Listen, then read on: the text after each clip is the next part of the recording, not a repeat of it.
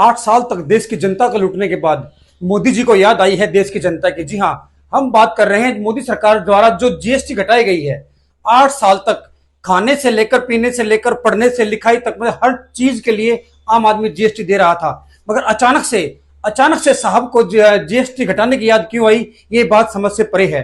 8 साल तक देश की जनता लुटती रही, खाना पीना हुआ, पढ़ाई लिखाई हुई, रोजमर्रा जिंदगी का सामान हुआ, यहां तक कि कफन पे भी इन्होंने जीएसटी लगा दी। मगर अचानक से साहब ने जो जीएसटी घटाई है, कहीं साहब को ये तो नजर नहीं आ रहा कि देश की जनता कहीं साहब के खिलाफ ना हो जाए। इसलिए ये इस तरह लग रहा है जैसे महीनों तक एक आदमी को भूखा रखो और लास्ट में आकर उसे एक रोटी डाल दो तो वो बहुत खुश हो जाएगा कि ओहो मुझे खाना दिया गया।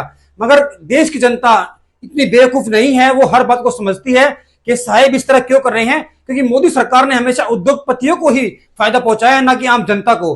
आप देख सकते हैं कि पिछले इतने सालों से जब भी मोदी सरकार का राज चल रहा है, देश में मोदी सरकार की सरकार है, हर तरफ तराही तराही मची हुई है, ना रोजगार है ना शिक्षा पर काम हो रहा है।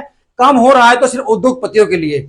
अब देखते हैं कि आने वाले समय में कितनी राहत मिलती है जीएसटी से। यार ये भी एक चुनावी दावा है, क्योंकि अचानक से अब बिहार में चुनाव आ गए हैं और चुनाव के दौर में इस तरह जीएसटी घटाना एक आम आदमी को राहत नहीं, कहीं ना कहीं आम आदमी को भ्रम में रखा जा रहा है कि जैसे चुनाव खत्म होंगे फिर इससे बड़ा कहते हैं कि तूफान आने से पहले की शांति। हमें ये जीएसटी जो है तूफान आने से पहले की शांति लग रही है। उसके बाद देखते हैं कि चुनाव जीतने के बाद मोदी सरकार देश की जनता को क्या तोहफा देंगे, ये आने वाला वक्त बताएगा।